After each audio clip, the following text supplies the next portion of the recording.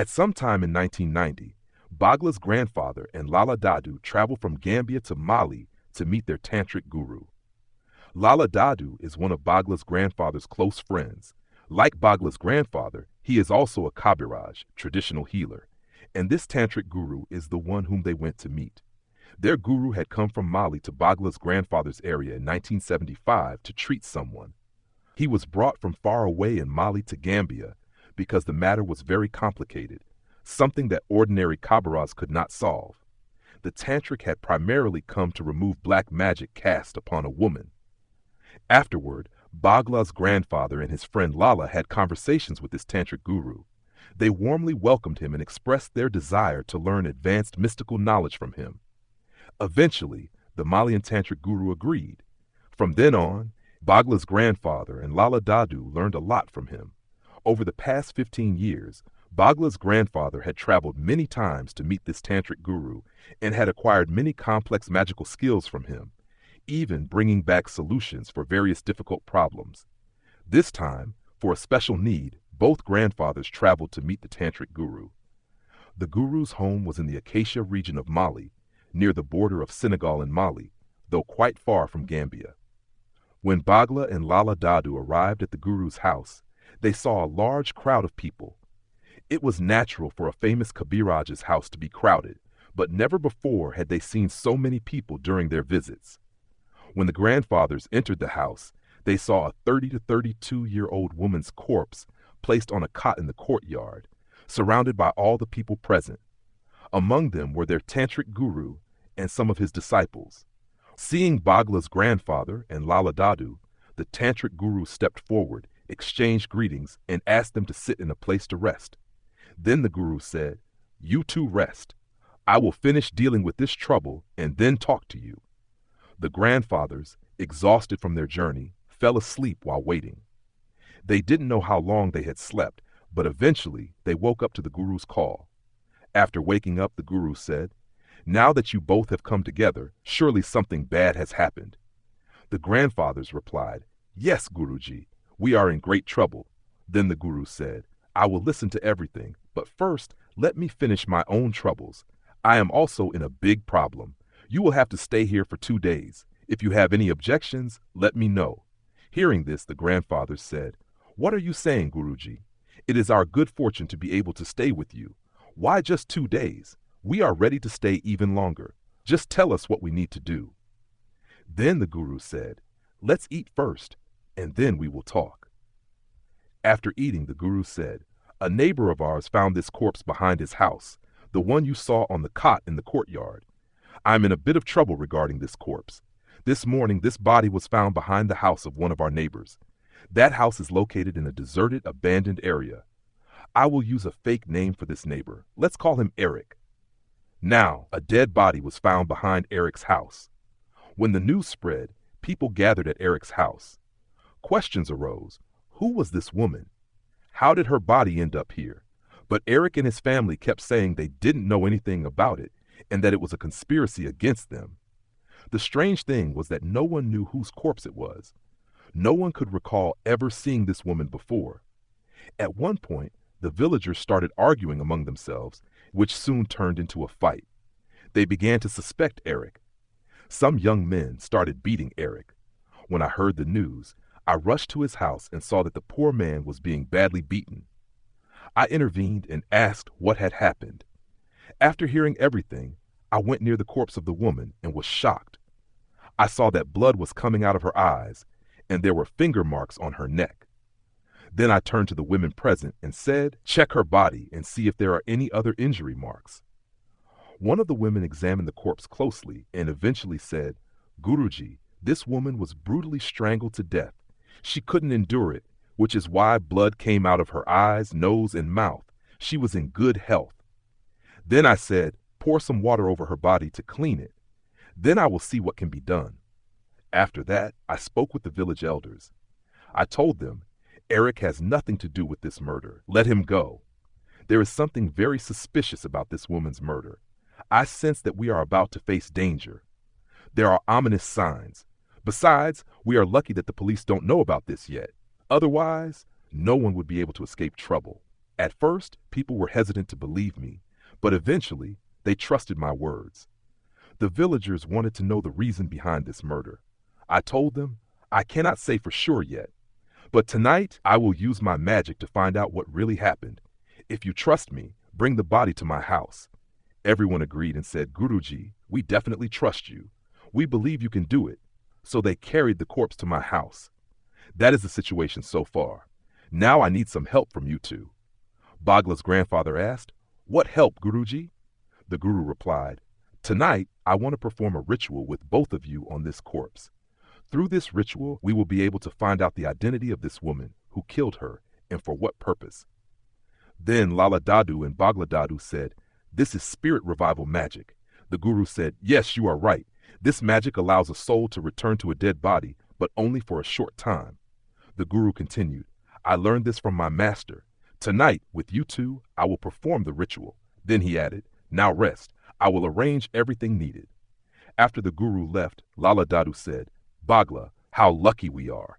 Today, we will witness and learn one of the most terrifying and powerful spells in African history. Bagla Dadu replied, Yes, my friend. Today we will gain a new experience. Both were very excited. Eventually, evening passed and night arrived. The Guru said the corpse should be taken to my small room. This room was where the Guru practiced his Kabiraji, traditional healing.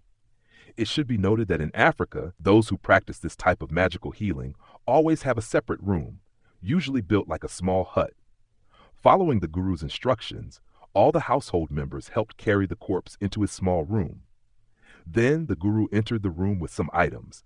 Among these were long wooden sticks, ropes, small clay bowls, a large clay container, some goat fat that had been dried in the sun like wax, a red cloth, and small pieces of wood for lighting a fire. First, the Guru placed 2 long sticks on either side of the corpse. Then he tightly tied the right hand and right leg to one stick. He did the same with the left hand and left leg, securing them to the other stick. Next, he poured some oil and goat fat into the small clay bowls and wrapped a cloth around the rope, shaping it into a wick like the ones used for lighting lamps. He arranged these around the corpse in a circular boundary, leaving a gap so that the 3 of them could sit comfortably inside. After that, he placed small pieces of wood in the large clay container, poured oil over them, and slowly lit all the small bowls and the container on fire. The whole room then turned into smoke, and along with it, the smell of burning fat became so intense that no one could stay inside. Then Guruji said, We have to leave the room for a while. Once the smoke clears, we will begin the ritual. The 3 of them stepped out of the room and waited for the smoke to subside. Meanwhile, Guruji taught mantras to Bagla's grandfather and Lala's grandfather. After some time, when the smoke cleared, they re-entered the room.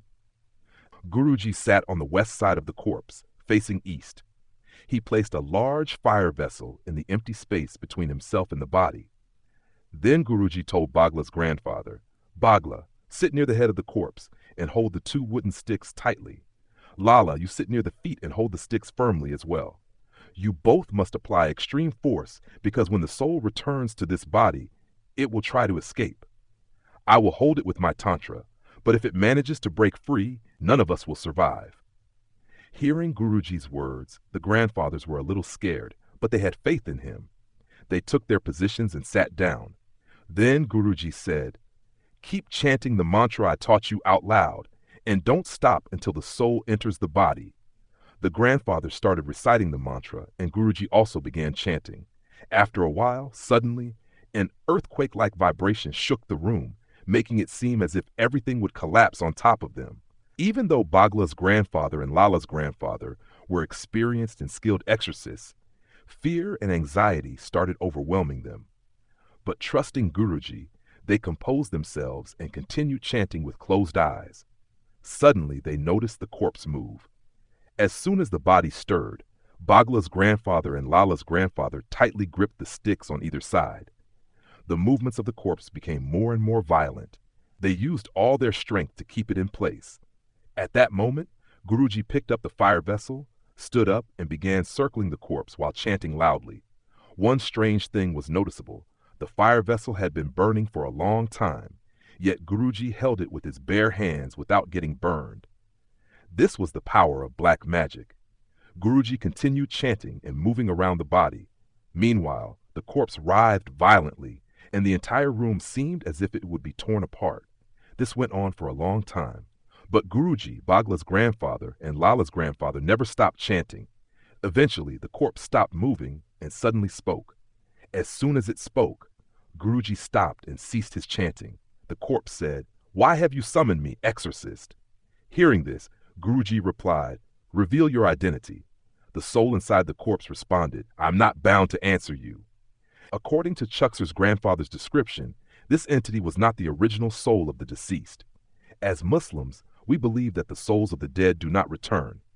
It could have been some other entity, perhaps a demon or an evil spirit. At first, the spirit refused to speak, but through various tactics, Guruji eventually compelled it to talk. After Guruji made a certain promise, the spirit finally spoke. "My name is Naira, pseudonym. My home is in Bamako, the capital of Mali. I was a Christian. I had been married for only 3 years. Both of my parents had passed away. My siblings were all married and lived separately with their own families. My husband, Freddie, pseudonym, ran a small business, and we lived happily together. But that happiness did not last. Freddie became involved with another woman and started neglecting and mistreating me. Eventually, I complained about him to my siblings and his family, but Freddie denied everything. I couldn't tolerate his lies. A fierce argument broke out between us, and I decided to divorce him. I informed him that I would take legal action against him. Hearing this, Freddie acted calm. He promised my family and his own that everything would be fine. For a while, he treated me with immense love and care. Seeing his change in behavior, I felt happy. About a month later, Freddie told me, "It's been a long time since we traveled anywhere. Let's go somewhere nice." I was delighted. Then he suggested we visit this particular place. I agreed. Then Freddie brought me to this village. On the evening of the day he killed me, Freddie said, "I want to show you something. Come with me." I naively trusted him. Before murdering me, he secretly gave me sleeping pills. I started feeling extremely drowsy and told him about it. He assured me, "I'll take you to the hotel." But instead, he brought me here and strangled me to death. After killing me, he dumped my body here and fled. And that's how I died. Hearing the tragic account of her murder, everyone present was deeply shaken. Their anger toward Freddie was immense. Breaking the silence, Guruji asked Naira's soul, "Now tell me, what can I do for you?" Naira's soul replied, "I want justice for my brutal murder, and I want my body to be sent to my siblings. Only then will my soul find peace." Guruji thought for a moment and then said, "Your husband will surely be punished by God. I will cast a deadly spell on him. A sinner like him has no right to live. But if we take your body to your home now, we will face trouble. There will be legal complications. Since there are no witnesses to your murder, proving it will be difficult. This will drag us into a legal mess and cause great suffering to our innocent villagers. Instead, we will bury you here according to your religious customs. I promise you, I will use my darkest magic to ensure Freddie meets a gruesome death." At first, Naira's soul was reluctant, but after much persuasion, she finally agreed. Guruji then asked her for Freddie's full name, address, and details about her parents. After gathering all the information, Guruji released Naira's soul from her body. The next day, Guruji summoned some village elders and explained everything. After hearing it all, they said, "Guruji, we trust your judgment. Do whatever you think is best." Then, Naira was buried in a local Christian cemetery. After the burial, Guruji turned to Bagla's grandfather and Lala's grandfather and said, "Now let's deal with Freddie." Bagla's grandfather asked, "Guruji, what do you intend to do? What kind of spell will you cast on Freddie?" Guruji replied, "I will curse him in such a way that he will beg for death, but he won't die for at least 20 days. Bagla's grandfather asked again, "Is this black magic?" Guruji responded, "I will cast a fatal curse on him. He will suffer unbearable headaches and excruciating eye pain. He won't be able to eat. He won't be able to sleep. No doctor or healer in the world will be able to cure him. He will suffer terribly and eventually die." Then Guruji cast his spell on Freddie. No one saw how the curse was executed. But that wasn't the main part of the story. Now the real event was about to unfold.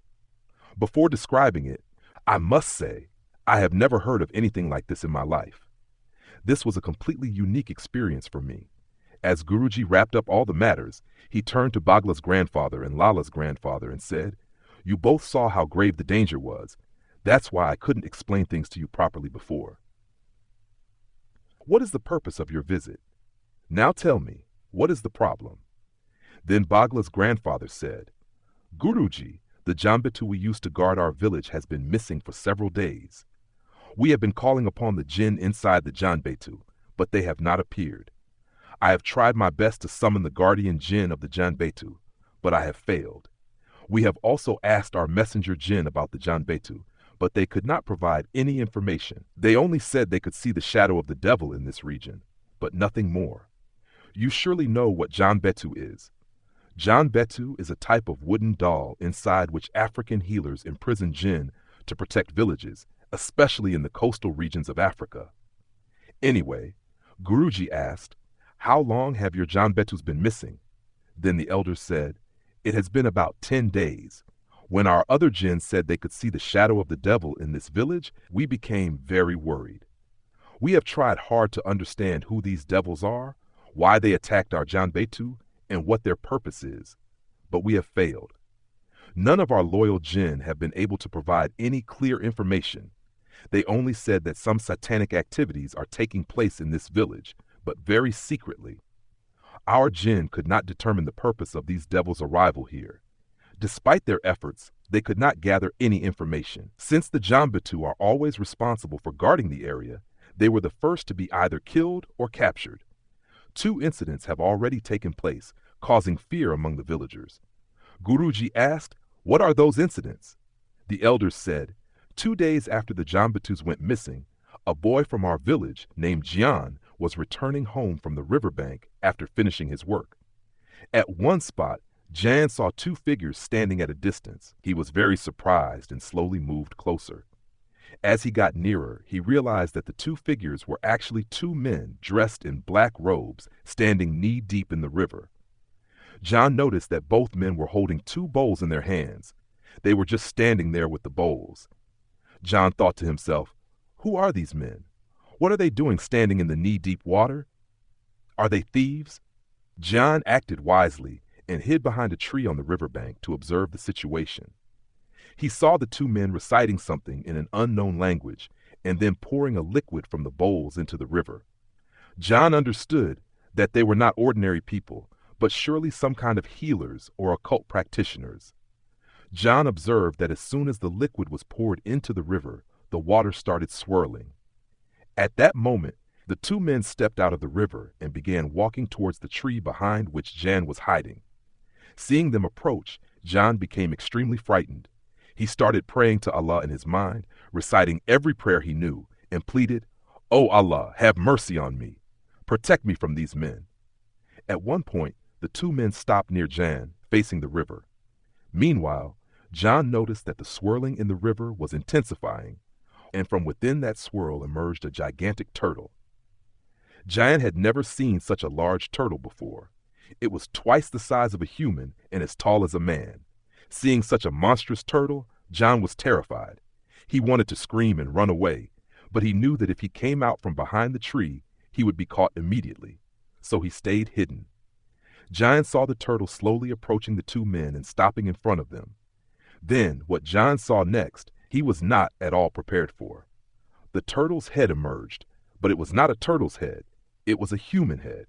It was horrifying and grotesque. In the dim light, Jean could see that its hair was matted, its face was decayed, and there were deep cuts all over its face as if it had been slashed with a sharp knife. The flesh from the wounds was exposed. Its eyes were round and hollow, surrounded by dark circles. Seeing such a terrifying creature, Jean felt like he was suffocating. His entire body started trembling. He couldn't even scream. He clamped his hand over his mouth to prevent himself from making any noise. At that moment, the turtle-like creature spoke in a human voice. After seeing and hearing this, John couldn't hold himself any longer and fainted on the spot. The next morning, some villagers found John unconscious under that tree. When I and Lala heard the news, we rushed to see him. We found the mosque's imam performing exorcisms on him. With the Imam's efforts, John regained consciousness. Lala and I asked the Imam, "Huzur, what happened? What do you understand?" The Imam replied, "I sense an omen of evil activities." When John felt a little better, he recounted the entire incident. Then we finally understood what had actually happened. The Imam said, "John, Allah was with you. That's why you were saved from the sight of that devil. Because you recited prayers, the devils couldn't see you. If they had, they would have killed you on the spot." We asked Jian, "Did you recognize those two men?" John replied, "No, I don't know them." 2 days after this incident, a 3-month-old baby girl, the daughter of Lala's neighbor, went missing. The baby disappeared from inside the house, which shook all of us. We all realized that something truly terrifying had emerged in our village. We still do not have the power to uncover this mystery or solve it. That is why, Guruji, we have come to you from so far away. Please do something. After hearing everything, Guruji said, "All right, I will see what can be done. Tonight, I will send one of my most powerful magical messenger jinn to your village to gather information." Then Bagla's grandfather said, "Guruji, all of our elder jinn have failed. Will your jinn be able to do it?" Guruji smiled and said, "Bagla, this is the jinn who is capable of breaking even the strongest illusions created by the devil himself. Do not worry. Go and rest. Let me first see what is happening there." That very night, Guruji took his seat for meditation. We both went to sleep. At dawn, Guruji woke us up and said, "Bagla, get ready. We must leave immediately." Bagla's grandfather asked, "Guruji, where are we going now?" Guruji replied, "Where else? To your village, to confront the devil." Hearing that Guruji himself was coming with us, Lala and I were overjoyed. Then Guruji said, "Bagla, in my life as a healer, I have seen and heard many things. My guru always told me one thing. If you die fighting the devil, then God will be pleased with that death. Never bow before the devil. At this old age, I never thought I would get such an opportunity. Thank you both for coming to me. Now, let's go." Here is the English translation of your text. "Besides, it has been a long time since I last saw my sister. I will solve the problem and also meet my sister." Guruji of Mali has a sister who got married in Gambia, that is in 1975. When he came to this village, he stayed at his sister's house. At that time, Bagla's grandfather and Lala's grandfather asked, "Guruji, what is happening in our area?" Guruji replied, "I will tell you everything on the journey. Don't delay, get ready now." Then the three of them set out from Bali towards Chuckster in the Gambia region. On the way, Guruji explained everything to the two grandfathers. Guruji said, "After you went to sleep, I sent my most powerful messenger jinn to your area. When he went there and returned after a while, the information he provided shook me to my core. My jinn told me, 'Guruji, I searched every corner of the village but found nothing. However, when I reached the riverbank, I saw 3 jinn who were followers of Satan. The moment they saw me, they attacked me with lightning speed. A large portion of Satan's followers belong to the Ifrit jinn community. They are very powerful and extremely fast. We assumed those jinn were Ifrits, but I was able to resist them. Eventually, they fled. As they were leaving, they warned me, 'Our satanic god and his daughter, our mother, will take care of you.' I asked them, 'Who is your satanic god and his daughter?' They replied, 'Our satanic god is none other than Satan himself, Iblis, and his daughter, Najali.' Let me tell you, according to different religions, Satan is called by different names. Here I have used the word Iblis." Guruji continued, "Iblis has many children, each involved in different forms of evil. Some create conflict among humans, some lead people astray, some disrupt households, and others engage in various misdeeds. One of them is Najali. The name Najali means plague. Najali is an African word, possibly from the Igbo or Evo language. Every one of Iblis's children has a massive army. Najali's task is to spread disease on land and in water. She has now chosen your river to pollute the water and spread illness among people. In the African continent, there are many large rivers. Sometimes we see a river suddenly become polluted, causing an outbreak of disease, killing hundreds of people. No doctor or traditional healer's medicine works. However, for years, the people of that area had been using that river water without any problems. Then how did it suddenly become contaminated? Some might give a scientific explanation, attributing it to environmental factors, but the real reason behind it is the work of Najali, the plague bringer, and her followers, and they are helped by some human-like demons who, in their greed for power, assist in these evil deeds. The two madmen in your village are not actually insane. They are followers of Satan. They killed the jinn that resided inside your Janbetu and sacrificed Lala's neighbor's daughter in the name of Najali. These two satanic tantrics act like madmen during the day, but at night they commit their dark rituals. The two men in black robes that Jan saw were actually these two tantrics. They pretend to be insane and wander around, looking for houses with small children. They have already kidnapped two other children from a different area and sacrificed them on your riverbank. So far, they have made 3 sacrifices. Since the other 2 were taken from afar, you did not hear about them. If they manage to sacrifice 13 children, they will become immensely powerful. That day, the river will be polluted, and a plague will begin, spreading disease among all those who use the river water. Thousands of people will die, including those in this village. The turtle-like demon that John saw that night was Bimru. Bimru is one of Najali's closest and most powerful demon jinn. Najali has given Bimru the responsibility of polluting the river. For power, these two tantrics are assisting Bimru in his satanic activities. That night, the 2 bowls they were holding contained fresh blood from 2 sacrificed children. First, they sacrificed the children and collected their blood in those bowls. Then, after completing their dark rituals, they offered the fresh blood to Najali, Satan's daughter. That's why Bimru emerged from the water in the form of a turtle and spoke to the 2 tantrics, instructing them on when and how to perform the next sacrifice. Now, tell me, after learning all this, do you think I can just sit back and do nothing? That's why I set out with you, to fight the demons. If those 2 tantrics manage to sacrifice 13 children, this village will become a land of death. Our first task is to inform the entire village about these events and bring them together. Then, with a clever plan, we must capture those 2 madmen and eliminate them. Our second task is to inform the good jinn in the river about this and seek their help in the battle against the demons. Our third task is to kill Bimru and his entire demonic family living in the river. Our final task is to perform a ritual to protect the village so that no evil forces can enter easily in the future. After hearing all this from Guruji, Bagla's grandfather and Lala's grandfather said, "Guruji, so much happened, yet we understood nothing." Guruji smiled and said, "You are still learning.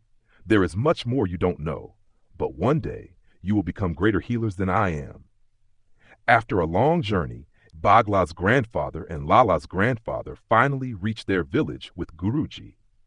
When the villagers heard that Guruji had arrived, they all rushed to see him. Guruji was well known in the village because he had visited before and solved many serious problems. Guruji first went to his sister's house and then summoned the village elders and respected people. When everyone gathered, he held a meeting with them, explaining everything and giving them instructions on what to do.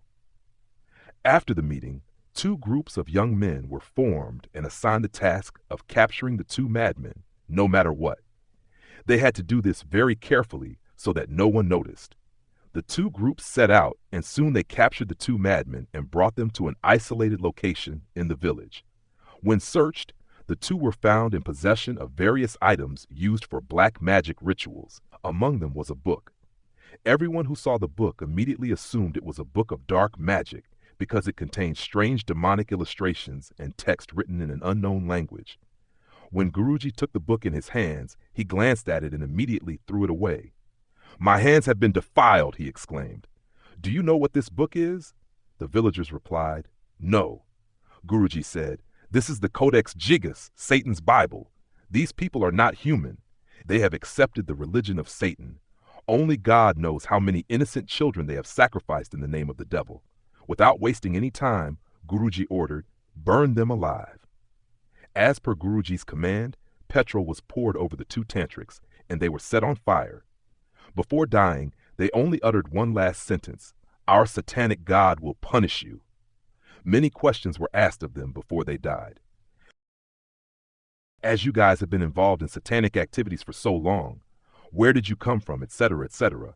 But they supposedly did not answer any questions. Anyway, The two devils were burned in the fire along with that satanic book. The Guruji said their bones and ashes should all be placed in a pit and then covered with soil.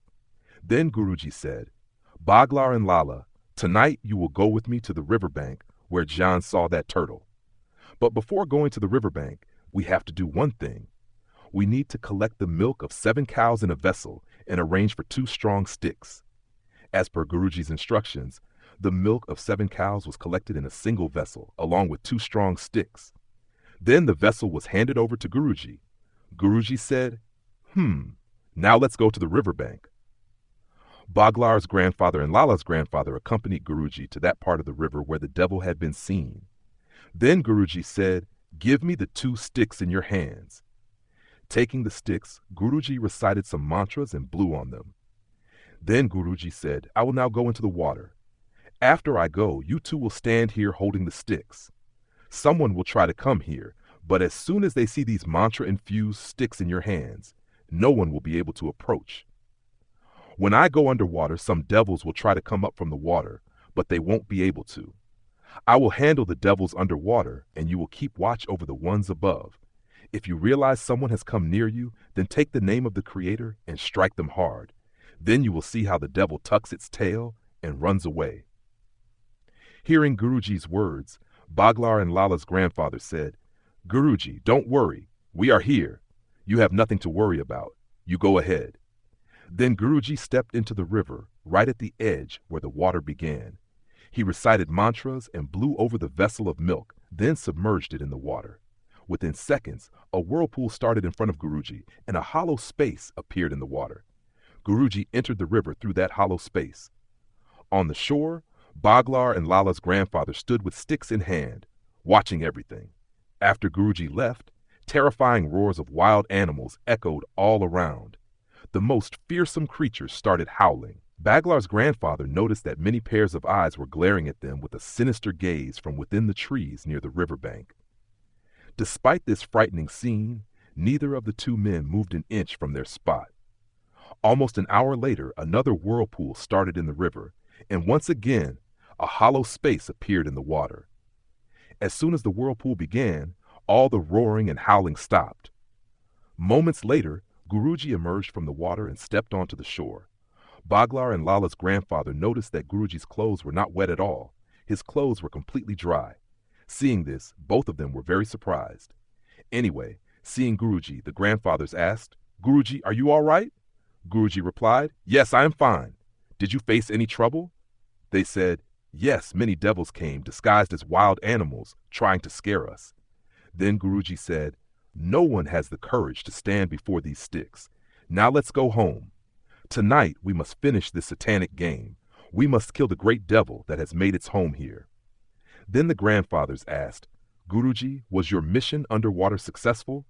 Guruji replied, Yes, it was successful. All the problems and troubles have been taken care of. Later, Guruji told them what had happened underwater. Guruji said, When I went underwater, I saw a road leading further. I followed that road. After walking a bit, a black shadow blocked my way. It said to me, Where are you going, Kabiraj? I replied, What do you care? Move aside, I tell you. Then the shadow said, You have the audacity to enter our world and tell me to step aside? I understood that this devil would not move so easily, so I took out some stone fragments from my pocket, which I had brought from home. I chanted a mantra over the stones, blew on them, and threw them at the shadow. It screamed and disappeared. Then I walked further and saw a terrifying black snake blocking my way. It was a huge snake with 3 heads, all raised together in a hooded position. As soon as I stood before it, all 3 heads moved simultaneously. When 3 people speak the same words at the same time, it sounds like one voice but multiplied. That's exactly how the 3 heads spoke together and said, Stop, Kabiraj. Whatever purpose you have come for, it will not happen. If you want to save your life, turn back now. I threw a stone at the snake and it vanished. Then after walking a little further, I saw a massive palace. I realized this was the house of the jinn chief who lived underwater. As soon as I reached the gate, 2 guards saw me and said, Guruji, have you come alone? We were just about to bring you in. Our chief is waiting for you. I entered the palace and saw that the chief was sitting there with many others. When the chief saw me, he first greeted me with salam and then exchanged pleasantries. After that, we got to the main topic. The chief said, Guruji, I liked your gift of a pot full of milk from 7 cows. May I know why you have come here? Then I told the chief everything in detail.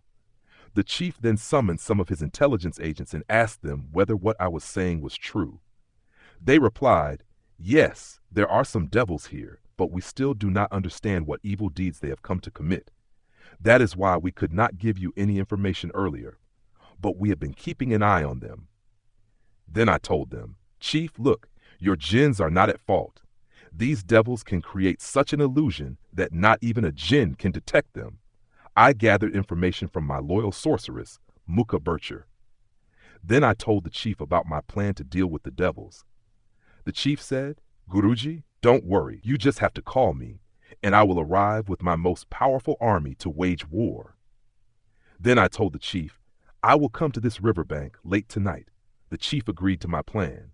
After that, I left, and the chief sent 2 jinns to escort me back to the riverbank. After emerging from the water, Guruji had said that he would return late at night with his disciples. He would sit there and do what needed to be done. For the time being, they all returned home. There were no problems on the way back because Guruji was with them. Anyway, Baglar's grandfather invited Guruji to eat. Grandfather said, Guruji, you haven't eaten anything all day. Come, let's eat something. Then Guruji said, Baglar, I don't eat until I finish my work in cases like this. You all can eat if you want. Then grandfather said, if you don't eat, how can we? Then Guruji said, I need 2 things. Can you bring them for me? Baglar's grandfather said, what things, Guruji? Just tell me. Guruji said, a handful of rice and a chicken. Baglar's grandfather said, I have that at home. Grandfather brought a chicken and a handful of rice and gave them to Guruji. That night, they returned to the riverbank. Guruji said, bring me 2 large leaves. Baglar's grandfather plucked 2 large leaves from a nearby tree. Guruji said, divide the rice into 2 parts and place them on the leaves. It was done as instructed. Then Guruji slaughtered the chicken and started pouring its blood over the rice. The rice placed on the 2 leaves was evenly soaked with blood. Then Guruji said, go, float these rice grains in the river. Following Guruji's instructions, the grandfathers floated the rice in the river and then returned to sit before Guruji. At that moment, Guruji drew a large circle on the riverbank and asked Bangla Dadu and Lala Dadu to sit inside it on either side, while he sat in the middle facing the river. Guruji then taught both Bangla Dadu and Lala Dadu a mantra and instructed them to chant it. Both of them started chanting while Guruji, sitting in the middle, also began his mantra recitation. He then took 3 stones from his pocket and threw them one by one into the river. As soon as the 3 stones were thrown, the river started swirling just like before. A moment later, from within the whirlpool, emerged the same turtle that Jan had seen. Bangla Dadu had mentioned that this turtle looked like a massive demon. Slowly, it started approaching the 3 of them.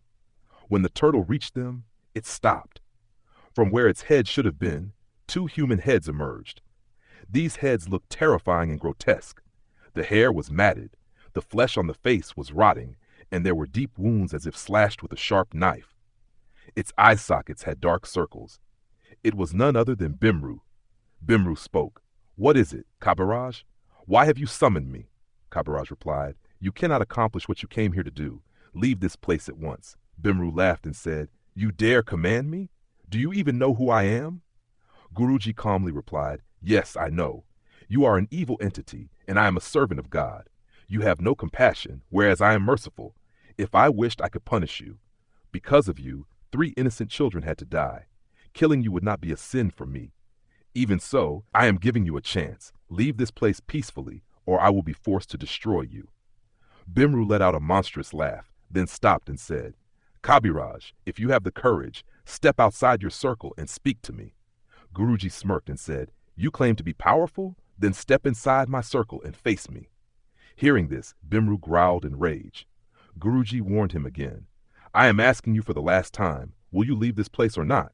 Bimru roared, no. Guruji then commanded, Dagura, kill this demon.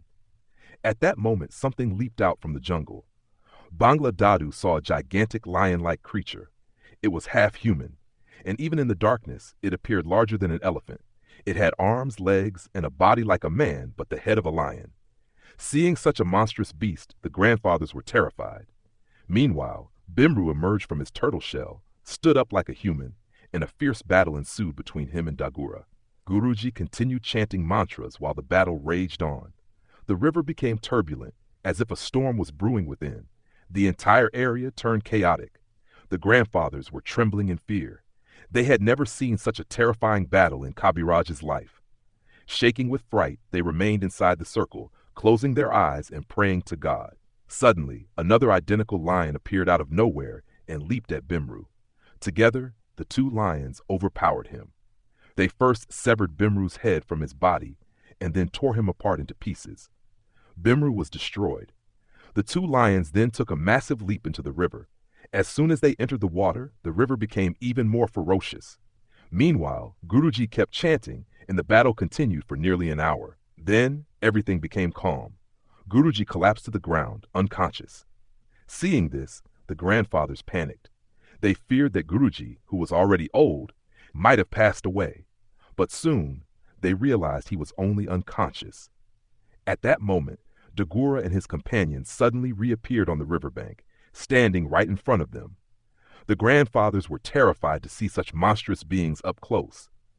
They noticed that both of them were holding several dead monitor lizards. One of them spoke.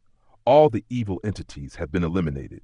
Now take Guruji home. He will regain consciousness with the morning light. There is nothing to fear." Saying this, they vanished. The grandfathers carried Guruji home and waited for dawn. As the sun rose, Guruji regained consciousness. Everything became normal again. After bathing, everyone gathered for a meal. Later, they asked Guruji why he had fainted. Guruji revealed something so horrifying that it left them both frightened and astonished. What had really happened that night remained unknown to the grandfathers, until now. Now, let me tell you what truly transpired that night. Before everything unfolded, Guruji had sent his information-gathering jinn to observe the situation. After speaking with his jinn messenger, Guruji summoned his powerful jinn ally, Dagura. The name Dagura means lion man. Among all the jinn tribes, Dagura's kind was the most powerful. But he was not just any jinn. He was the leader of all jinn chiefs. Each jinn tribe had a leader, and above all of them stood Dagura. Dagura was so powerful that he could single-handedly fight against millions of jinn. He commanded an enormous jinn army. Despite his power, Dagura was deeply religious and just. He always distanced himself from evil and fought against injustice. He had battled against the devils thousands of times. You might wonder, devils are immortal, they cannot die, so how could a jinn fight against them? It's true that devils do not die, but they cannot act directly. Devils cannot physically harm people, cause sacrifices, commit murders, or spread plagues themselves. They only give instructions and deceive both humans and jinn into carrying out their schemes. Bimru was a powerful, cunning, and ruthless Ifrit jinn. He had lived under Satan's influence for nearly 2,000 years and had participated in numerous evil deeds. He had built his lair deep in the ocean and for centuries had been sinking ships and killing sailors. In this way, he had taken the lives of thousands of people. You may have heard of the Devil's Sea, a place where ships mysteriously disappear and sink. There is a possibility that Bimru's past actions are linked to the mysteries of the Devil's Sea. Before arriving at this river, Bimru had met Satan's daughter, Najali. Najali, pleased with his deeds, assigned him a new task. Go and spread a plague among humans. Take the lives of thousands of innocent souls. Najali had sent Bimru to unleash a deadly disease. If he succeeded, countless people would die of illness, and in return, Satan's daughter would grant him even more power. When Guruji learned of this sinister plot, he knew he had to act. He called upon his mighty jinn friend, Dagura. Dagura was not one to answer just anyone's call. He would only respond through a specific process. But this time, he came immediately. After hearing everything, Dagura was enraged. He said, "Tomorrow, go there. I will always be with you." The rice placed on the 2 leaves was evenly soaked with blood. Then Guruji said, "Go, float this rice in the river." As per Guruji's words, the grandfathers floated the rice in the river and returned to sit before Guruji again. Then Guruji drew a large circle on the riverbank and instructed Bangla Dadu and Lala Dadu to sit inside the circle on opposite sides, while Guruji himself sat in the middle facing the river. Guruji taught Bangla Dadu and Lala Dadu a mantra and instructed them to chant it. The two of them chanted the mantra on either side, while Guruji, seated in the middle, also chanted. He then took 3 stones from his pocket and threw them one by one towards the river. As soon as the stones were thrown, the river started swirling just like before, and a little later, the turtle that Jian had seen emerged from the vortex. Bangla Dadu had mentioned that this turtle looked like a gigantic monster. Slowly, it started moving towards the 3 of them. The turtle stopped right in front of them, and from its head emerged 2 human heads. These heads looked terrifying and gruesome. The hair was tangled, the flesh on the face was rotten, and there were wounds all over, appearing as if they had been slashed with a sharp knife. The eye sockets bore dark marks. This was Bimru. Bimru spoke. "Why did you summon me, Kabaraj?" Kabaraj said, "The purpose for which you have come here cannot be fulfilled. Leave this place immediately." Bimru responded, "How dare you order me? Do you not know who I am?" Guruji replied, "Yes, I know. You are a demon, and I am a servant of God. You have no mercy in your heart, but I am compassionate. If I wanted, I could punish you. The crime of causing the death of 3 innocent children just by your words makes it no sin for me to destroy you. Yet I am warning you, leave this place now. Otherwise, I will be forced to kill you." Bimru let out a demonic laugh. Then he stopped laughing and said, "Kabiraj, if you have the courage, step outside this circle and talk to me." Guruji laughed and said, "You claim to be powerful? Come inside my circle and face me." Hearing this, Bimru started growling in anger. Guruji warned again, "I am asking you for the last time, will you leave this place or not?" Bimru roared, "No!" Then Guruji said, "Dagura, kill this demon." As soon as Guruji uttered these words, something leaped out of the nearby jungle and appeared before them. Bangla Dadu saw a massive lion, but half of its body resembled a human. In the darkness, it looked even larger than an elephant. It had hands, legs, a body, and the head of a lion. Seeing this monstrous lion, Dadu was terrified. Meanwhile, Bimru emerged from his turtle shell and stood up like a human. A fierce battle began between the two. Guruji looked up at the sky and continued chanting mantras. The fight was raging when they noticed the river water becoming chaotic, as if a storm was brewing inside. The entire area around the river was plunged into a hellish state. Dagura and Bimru's battle continued. Dadu said that they were so frightened that they felt like they would die of fear. Never before in their lives had they witnessed such a terrifying battle in Kabaraj's presence. They huddled together inside the protective circle, closing their eyes and praying to God. The fight between the two continued when suddenly another identical lion appeared and pounced on Bimru.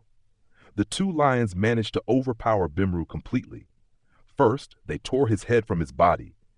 Then, they ripped his entire body into pieces. Bimru was finished. Then, the 2 lions leaped into the river. As soon as they entered the water, the river became even more turbulent. Meanwhile, Guruji kept chanting mantras. The battle lasted almost an hour before everything finally calmed down. At this point, Guruji collapsed unconscious on the ground. Seeing Guruji fall, they became extremely alarmed and rushed to hold him. They were terrified, fearing that Guruji, who was already old, might have died. Their hearts trembled with fear. However, they soon realized that Guruji was not dead. He had merely fainted. At that moment, the lion-like Dagura and his companion leaped out of the river and stood before them. Seeing such monstrous beings up close, they were petrified. They noticed that the 2 of them held several dead monitor lizards in their hands. One of them spoke, "All the demons have been killed. Now, take Guruji home. He will regain consciousness with the first light of dawn. There is nothing to fear." Saying this, they disappeared. They carried Guruji home and waited for dawn. Sure enough, as soon as the first rays of the sun appeared, Guruji regained consciousness. Once everything settled down, Guruji took a bath.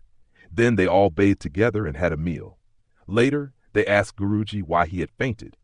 Guruji revealed a terrifying truth that shocked and frightened them. Now, he would reveal what had happened that night, an unknown mystery still hidden from Dadu. That night, Guruji had sent his information-gathering jinn to find out what was happening. After speaking with his jinn informant, Guruji summoned his powerful jinn friend, Dagura. The meaning of Dagura is lion man. Among the various tribes of jinn, Dagura was the most powerful. Not only that, but Dagura was also the chief of all the chiefs of the jinn. Every jinn tribe had its own leader, and Dagura was the leader of all those leaders. Dagura was so powerful that he could single-handedly fight against millions of jinn. He commanded a vast army of jinn. Dagura was also highly righteous and always stayed away from evil. His duty was to fight against injustice. He had battled demons thousands of times. One might wonder, demons are immortal, so how can a jinn fight against them? Yes, demons do not die, but a demon cannot directly act in the physical world. For example, they cannot sacrifice humans, kill people, or spread plagues on their own. They can only give suggestions and deceive humans and jinn into doing these acts for them. Bimru was a highly powerful, cunning, and ruthless Ifrit jinn. For nearly 2,000 years, he had served demons and committed numerous heinous acts. He resided in the depths of the ocean, where he built his demonic lair. Over the years, he had sunk many ships and killed countless sailors. In this way, he had taken the lives of thousands. You may have heard of the Devil's Sea, where ships mysteriously vanish and sink. There are many such stories, but I won't make this account longer. However, there may be a connection between Bimru's past activities and the Devil's Sea. Before coming to this river, Bimru met the demon's daughter, Nazali. Nazali was pleased with his deeds and assigned him a task. She told Bimru, "Go and spread a plague among humans. Take the lives of thousands of innocent people." Nazali had sent Bimru here to spread an epidemic. If he succeeded, thousands would die from disease, and the demon's daughter would reward him by making him even more powerful. When I learned about all this, I summoned my jinn friend Dagura. I knew that this specific type of jinn does not respond to just anyone's call, but Dagura answered my call. I explained everything to him. Hearing this, Dagura became furious and said, "Go there tomorrow. I will always be with you." If you would like to share with us an incident that happened to you or a true ghost story that you know of, please write or record the incident and send it to us by email. Our email address is ghostreadeye@gmail.com, GHOSTSREYE@gmail.com.